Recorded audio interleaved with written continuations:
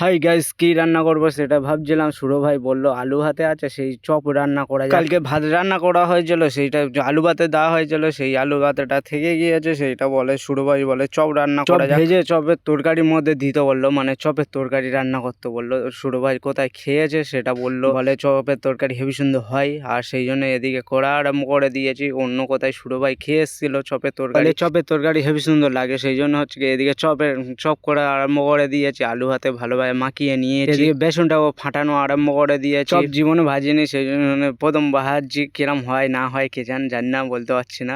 আমরা নিজেরা খাবো, অসুবিধা নেই। চপগুলো ভাজা আরম্ভ করে দিয়েছি, প্রথম কটা দিয়েছি ভালো হয় না, আর তারপরে ভালো হচ্ছে। এইগুলো সব ভাজা হয়ে গিয়েছে চপগুলো। কিছু চপ এখন খাওয়া হবে, আর কিছু চপ তরকারির মধ্যে দেওয়া হবে তরকারি রান্না করার জন্য। এদিকে তরকারি রান্নার জন্য আলু সব কিছু দেওয়া হয়ে গিয়েছে, এদিকে তরকারি জল দিয়ে ফোটানো আরম্ভ করে দিয়েছি। এদিকে সুরো ভাই খাওয়া আরম্ভ করে দিয়েছে।